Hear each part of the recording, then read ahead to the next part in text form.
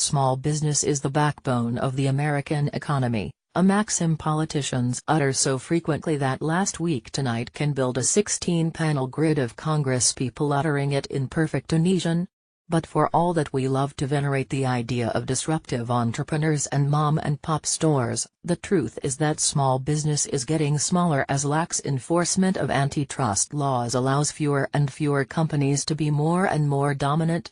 As John Oliver points out in the main segment on this week's show, the rate of small business creation has actually been steadily falling since the 1970s. Where there were 10 major airlines in the U.S. just 17 years ago, now over 80% of airplane travel is controlled by just 4 companies. The perennial argument in favor of corporate mergers is that they will allow increased efficiencies and lower prices for consumers, but the lack of competition among airlines has allowed add-on fees like the ones for checking a bag to skyrocket. Airlines now take in $4.2 billion a year in ancillary revenues, up tenfold from a decade ago, and minimizes the effect of seemingly catastrophic events like the one where a United passenger had his teeth knocked out while being dragged off an overbooked flight. It's hard to #boycott United when no one else flies to the place you need to go. Perhaps, as Oliver suggests, they should just change their slogan to "You want to fucking rollerblade to Houston? Shut up and get in." It's not just airlines, of course. Oliver runs down the depressing number of examples of industries where you have little to no choice, from eyewear to healthcare. Even when you think you're buying a small business product, you may effectively be doing business with a corporate front. Burt's Bees is owned by Clorox, and the Potemkin microbrew Goose Island is owned by Anheuser-Busch.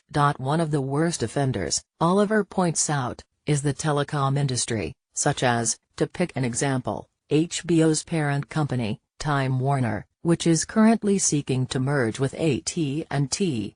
That, Oliver nervously admits, might make this story a little dangerous for us to do, although that's presuming AT&T executives can get their shitty service working long enough to see it.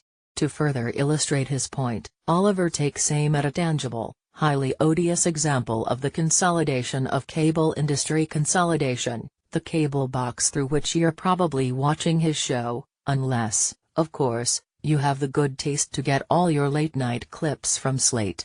It is, in all likelihood, a piece of crap, a power-sucking space hog loaded with outdated, bug-ridden software that could allow your home network to be hijacked by hackers without you ever knowing about it. But what are you going to do? Even if you're lucky enough to have a small choice of local cable providers, they're all using minor modifications on the same device, charging outrageous monthly rental fees with no option for you to outright buy a superior box of your own. Oliver, recently awarded Emmy or no, can't fix the problem of lousy cable boxes. But he can provide his viewers with a highly cathartic image of one being blown up, and replay the footage just so we can savor it once more. Let's all follow suit, and then switch to HBO Now,